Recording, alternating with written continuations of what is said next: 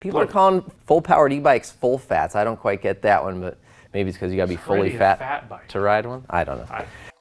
We put 2 of the leading e-bike lightweight, low-powered, SL, whatever you want to call them, half-fat, low-fat. I'm pretty sure the Orbea was quieter.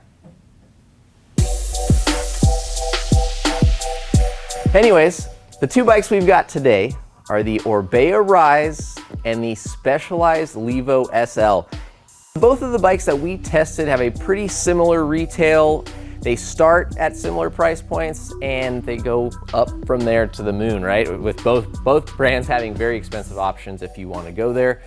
Obviously Specialized with the S-Works options. Orbea has a very cool My-O program, so you can do everything from customizing the paint to the build spec and kind of really getting yourself a bike that you want to own and is just right for the trails you have.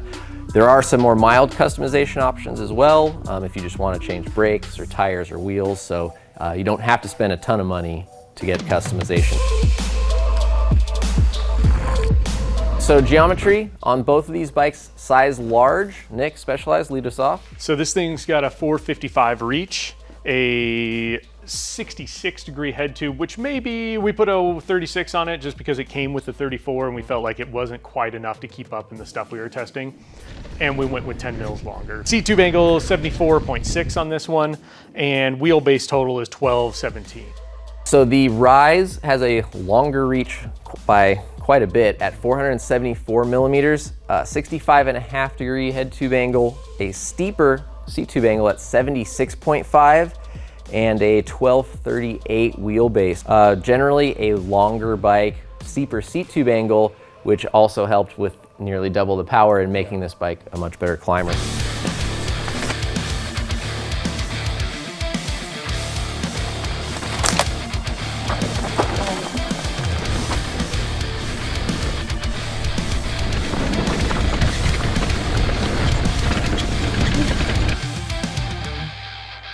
Big differentiators for me, Shimano EP8 with the Orbea STEPS RS tune, which means it's got 60 Newton meters instead of the full-powered EP8 motor to extend a little bit of range and give a little bit more of a natural feel.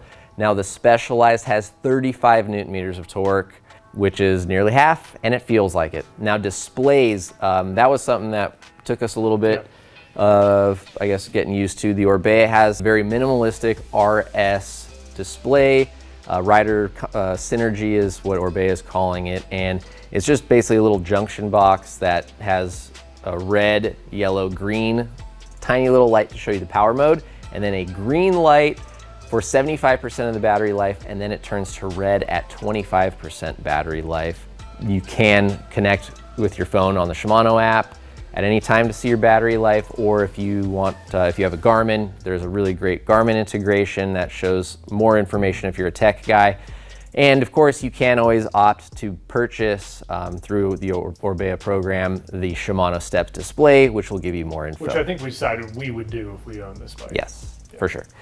Now the Specialized, talk about the battery display on that. So this is the older model of Specialized's battery system. TCU, yeah. Yeah, and it's got 10 blue bars, and then if you add an extender, there's some green bars on there. Not bad, but definitely not great for, you know, you say, oh, I'm about half, I'm about a third left. While you're moving. You can always stop, I guess, and count each bar. Count the ticks, but when you're rolling and the trail's bouncing it, but at least you could see where you're at out of 10 bars. It's better than just knowing 20%. Yeah, 25%. Yeah, like you're red and that's that. Yeah, but Specialized does connect to an app as well that you could pull up on your phone if you want. Oh no! That is a little slippery. I blame the unclipping.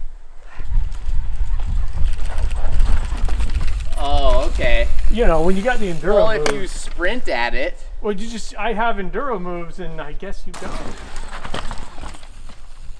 That thing has significantly more torque. I mean, it's the same story as climbing on it regularly. It just pulls you up things better. This one, you definitely had to stall and move the bike up. Yeah. Yeah, and I think that extra torque, like when you come around the corner and you get those strokes, it accelerates quicker, so it kind of gets you to speed when you want to come up. And it just feels lighter.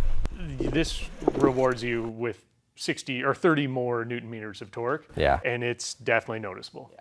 Points go to the Orbea Rise in the climb In category. all climbing situations. Speaking of long rides and big climbs, We did it. We ran them both out. yeah, multiple times. Many times. Multiple times. So noise. I'm pretty sure the Orbea was quieter. I don't know. Maybe not. I don't know.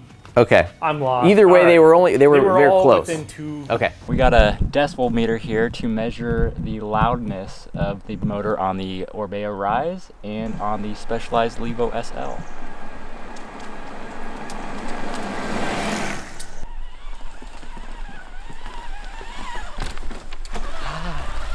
$72.9 for the Specialized.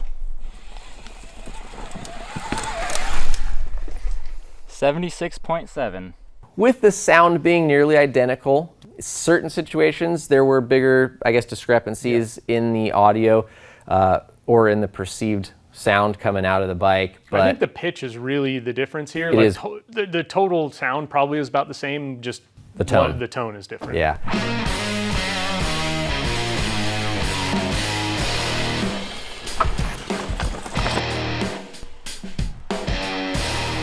What we discovered is that the Orbea up or down is a very sporty, a little bit stiffer platform, a little bit more of like a racer feel. For It rides higher, it gives you a little bit more feedback, foot, butt, hands, but it's zesty, right? I mean, it is. likes to ride. It is a scalpel. Yeah. It will take feedback input. It rides very light, very lively. It doesn't feel, I mean, these bikes both came in right at 40 pounds, like ounces difference. Yes. And this one feels pounds lighter on the descending. So easy to pick up, jump over stuff, lift your rear wheel, put your front tire exactly where you want it.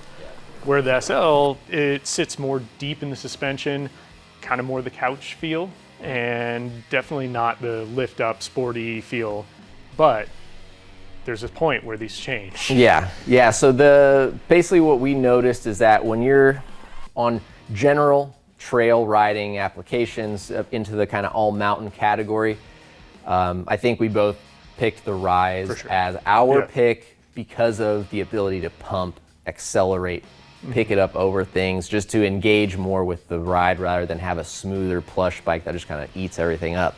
However, when we got into like double black diamond terrain, big kind of jump lines like black or double black level jump lines where there are big compressions, if you're sending it pretty long and deep to flat landings, Yeah. the Orbea sort of gets a little bit skittish, a little squirmy. Yeah, and I especially think, on the takeoffs, you can feel it start to wiggle down, and then if you land flat, man, it just. yeah, I think we really tried looking part to part, figuring out where that could be coming from. And what we sort of boiled it down to, I think, is the 28 hole or 28 spoke straight pull wheels Yeah, that on turbine this wheel build. set's more of a trail wheel set. Trail, yeah, to all I've mountain. seen And I all think mountain, where yeah. we started having issues is clearly into the enduro category, Where where I normally be riding. bigger knee pads, Yeah. possibly a full face helmet.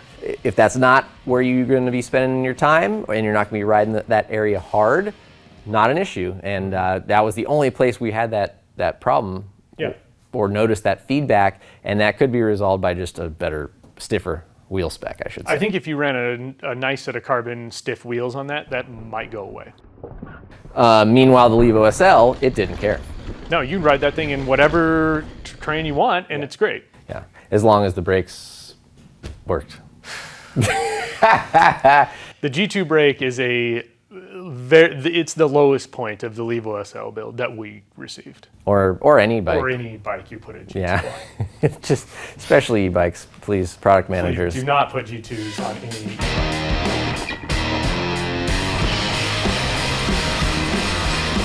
We came into this test pretty confident, both of us, that the Orbea was going to smash. Oh, no question. For I'd the spent a lot SL of out. time on the SL over the past year. Right. I got on the Orbea, I'm like, this thing's going to smash it. But then riding bike to bike, Yeah. same trails, Yep.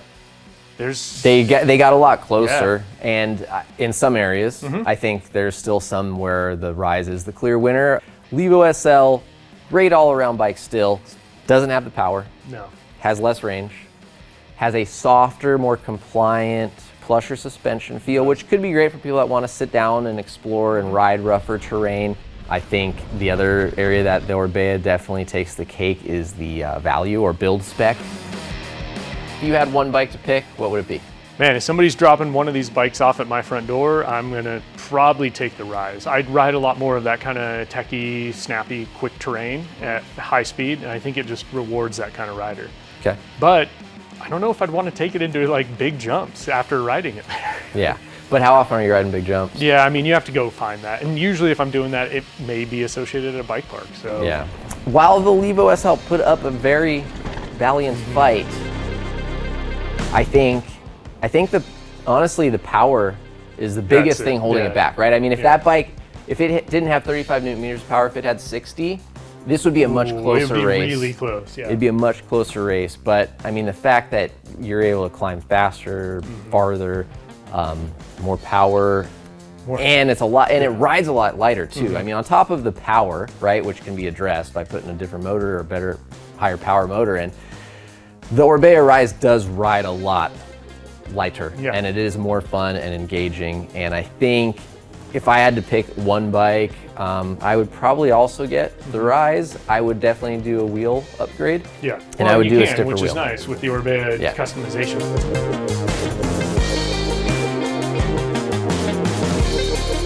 There you have it, the e-bike light category leaders. I would say probably the two top bikes in this category. Head to head, we put in a lot of time on a lot of trails, passed these around to a number of different testers, so hopefully you enjoyed that. Hopefully you got some good information.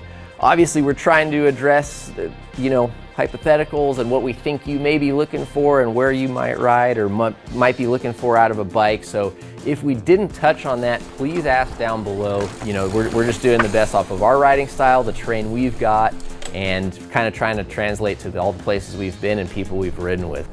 Please don't forget to hit the subscribe button. We are trying very hard to grow this channel, and it would be really appreciative if you got anything valuable or at least a little entertainment out of this video that you hit the subscribe button. It'd be great. We'd appreciate it. Thank you guys very much for watching, and we'll see you out on the trails.